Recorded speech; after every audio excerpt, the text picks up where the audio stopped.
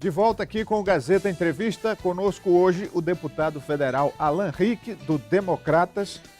Hoje nós vamos fazer uma conversa com o deputado Alan em 2 blocos aqui, vai dar para falar de muita coisa. Boa tarde, deputado, seja bem-vindo, feliz ano novo. Feliz ano novo, meu amigo Rogério, um prazer imenso estar aqui com você e com a audiência tão qualificada do Gazeta Entrevista. Uma audiência que, modéstia à parte, foi construída por ele, né? Eu peguei o bonde andando. Vontade sua, mas me sinto sempre em casa aqui no Gazeta Entrevista, Rogério. Muito bom bater esse papo contigo, viu? Então, Alan, esse ano de 2017 foi um ano muito desafiador na política, né? Por vários motivos. Como é que foi para o seu mandato? Especificamente, Rogério, eu acho que nós tivemos grandes avanços do ponto de vista da nossa atuação parlamentar. Vamos começar falando da nossa principal bandeira, que é a defesa da vida e da família. Nós retiramos da Base Nacional Comum Curricular a famigerada ideologia de gênero. O ministro Mendonça nos recebeu diversas vezes em seu gabinete, com a equipe técnica do Ministério da Educação, para nos ouvir. E nós relatamos ao ministro o perigo de se colocar na Base Nacional Comum Curricular, que é o documento, como o nome já diz, é uma base que estabelece os princípios que vão nortear o que vai ser ensinado em sala de aula, tanto do ensino médio quanto do ensino fundamental. Nós falávamos a respeito da dificuldade e dos perigos de se aprovar uma base com ideologia de gênero. O que é ideologia de gênero? Aquela proposta ideológica de desvirtuar o conceito e a identidade biológica das crianças, que elas podem construir o seu gênero de acordo com sua construção social, etc. Essa baboseira toda para desvirtuar toda a identidade biológica das nossas crianças. Algo que fere a pedagogia, fere o Estatuto da Criança e do Adolescente, mas é uma balela e uma defesa, uma retórica muito forte da esquerda brasileira. Nós conseguimos retirar isso da Base Nacional Comum Curricular. Conseguimos também aprovar a nossa PEC. Hoje nós estamos aguardando agora na mesa diretora da Câmara a criação da comissão especial da PEC, que estabelece a revisão da tabela de descontos do imposto de renda. O que é isso? Eu falei com você recentemente sobre isso. Hoje nós brasileiros pagamos mais imposto de renda do que nós devemos. Se houvesse uma verdadeira atualização da tabela de descontos, nós teríamos que pagar muito menos imposto. Vou dar um exemplo. O cidadão que ganha R$ 1.954 hoje já começa a pagar imposto de renda, quando na verdade só deveria pagar imposto de renda quem ganha acima de R$ 3.500. O desconto com dependente, o desconto com educação, o desconto com saúde, todos esses descontos estão defasados em 83%. Então é preciso fazer uma grande revisão da tabela de descontos para que o cidadão que nos assiste em casa, que já paga imposto de renda, já tem que se preocupar com o imposto todos os anos, possa pagar o que é justo e não ter uma verdadeira retirada dos seus vencimentos de forma abrupta pelo governo federal através do imposto de renda. Eu acho que essa foi outra vitória importante do âmbito legislativo. Debatemos muitos temas. A PEC da vida, por exemplo, a PEC 181 de 2015, que estabelece que a vida deve ser respeitada desde a sua concepção, para evitar que prospere no Supremo a ação de descumprimento de preceito fundamental, a DPF do PSOL, com apoio do PT e da esquerda brasileira, que quer liberar o aborto no Brasil. Ora, o cidadão brasileiro, as famílias brasileiras não aceitam isso. Ora, o Brasil não pode ser uma nação que institucionaliza a iniquidade. Então veja que foram grandes vitórias que nós tivemos na defesa da vida e da família. E agora, recentemente, uma outra vitória muito importante, que foi, junto ao Ministério da Educação, nós conseguimos a autorização para o curso de medicina em Cruzeiro do Sul. Nós vamos aprofundar sobre tudo isso que o senhor colocou. Eu já quero começar pelo primeiro ponto que o senhor destaca, a defesa da família. Foram vários temas, polêmicas, o senhor entrou em debates acirrados com a esquerda, a extrema esquerda, e isso acabou lhe trazendo uma imagem de um deputado evangélico radical. Pelo menos, para quem é radical de extrema esquerda, o vê dessa forma. O senhor não teme esse rótulo? Eu não temo, Rogério, porque se for radical, se defender os valores da família, valores, por exemplo, que eu creio que você também defende, você não é favorável que o Brasil libere o aborto. Você não é favorável que o Brasil descriminalize o uso de drogas ilícitas, a começar pela maconha. Você também não quer que seu filho receba doutrinação político-partidária em sala de aula ou que ensine seu filho sobre gênero sem a sua aquiescência. Ora, tudo isso já é defendido na Constituição Federal, no ECA, e na Convenção Americana de Direitos Humanos, o Pacto de São José da Costa Rica, do qual o Brasil é signatário. Ora, se defender esses princípios é ser radical, então eu sou radical. Porque defenderei até a morte. Não tem negócio, não tem conversa. Quem defende princípios como nós defendemos, estamos ali para ir para o embate mesmo, nós vamos ser taxados de radicais, de fundamentalistas, de tudo quanto é nome por essa esquerda radical que está aí. Mas eu tenho certeza que o povo brasileiro, o povo do Acre, quer um deputado que tenha coragem de fazer esse embate.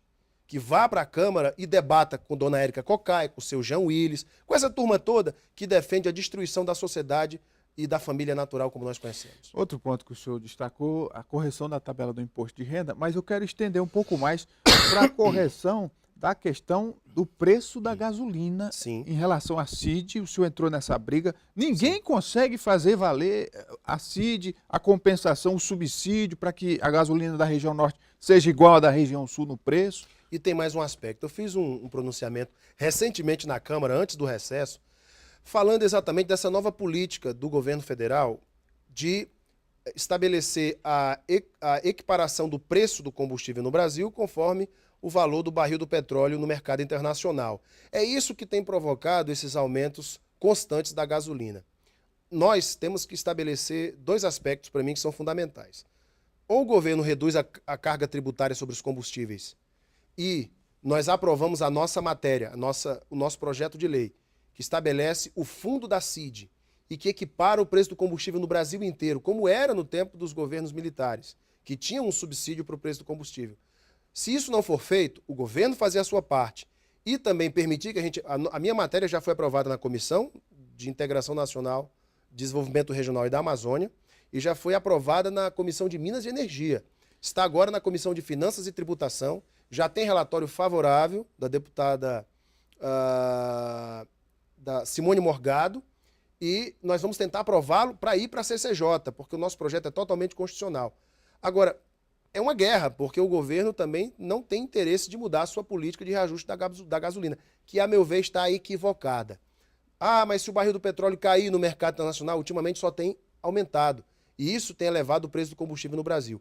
Eu estou fazendo a minha parte. Apresentei um projeto de lei que tenta estabilizar isso e reduzir o preço para nós que moramos na região norte, principalmente no Acre, onde temos a gasolina mais cara do Brasil. Vamos lutar para aprovar a nossa matéria. Dessa forma, nós vamos ter um preço, pelo menos, equiparado ao centro-sul do Brasil. É uma luta que vamos encampar agora em 2018 com toda a força, tentarmos aprovar também na Comissão de Finanças e Tributação essa matéria. Agora vamos para um assunto que rendeu polêmica aqui no Acre. A Faculdade de Medicina de Cruzeiro do Sul. Ótimo. O senhor que encampou também essa bandeira para levar uma Faculdade de Medicina para Cruzeiro do Sul. E aí, alguns críticos atravessaram o seu discurso, dizendo que a UFAC já tinha planos de se instalar em Cruzeiro do Sul e que uma faculdade particular lá de medicina ia atrapalhar esses planos. O que é que tem de concreto em relação a isso no Ministério da Educação, que é quem autoriza as faculdades? Rogério, você me deu uma oportunidade maravilhosa agora. No meio do ano, nós estivemos com o secretário Rogério Abdala, do Ministério da Saúde, em reunião com o reitor Minoru Quimpara. Estiveram conosco o senador Gladson Cameli, o deputado Nicolau Júnior e uma série de outras pessoas nessa reunião com o reitor Minoru. E lá, o secretário Abdala, com quem nós já tínhamos conversado sobre o nosso interesse da criação, da abertura do curso de medicina da UFAC em Cruzeiro do Sul, disse, olha, eu vou apresentar, o secretário Abdala, a nosso pedido disse, eu vou apresentar essa proposta ao reitor. E lá, na conversa com o reitor, na reitoria da UFAC, disse, olha, reitor, o senhor tem esse interesse? E o reitor Minoru disse, olha, é muito caro o custeio para mim. Eu não tenho interesse. Tenho interesse de aumentar mais 40 vagas para Rio Branco. E aqui está o documento do Ministério da Educação, do Dr. Mauro Luiz Rabelo, diretor de desenvolvimento da rede de IFES, da Secretaria de Educação Superior, do Ministério da Educação, que diz exatamente o que eu vou dizer para você. Prezado deputado, a Universidade Federal do Acre, UFAC, faz parte do Programa de Expansão do Ensino Médico, fases 1 e 2, no qual pactuou o quê? A ampliação de 40 vagas para o curso de medicina no campus do município de Rio Branco. Quer dizer, Cruzeiro do Sul não é citado em nenhum momento. E ele continua. Momento. Assim, informamos que não consta nesta diretoria de desenvolvimento da rede de IFES nenhuma pactuação de curso de medicina para o município de Cruzeiro do Sul.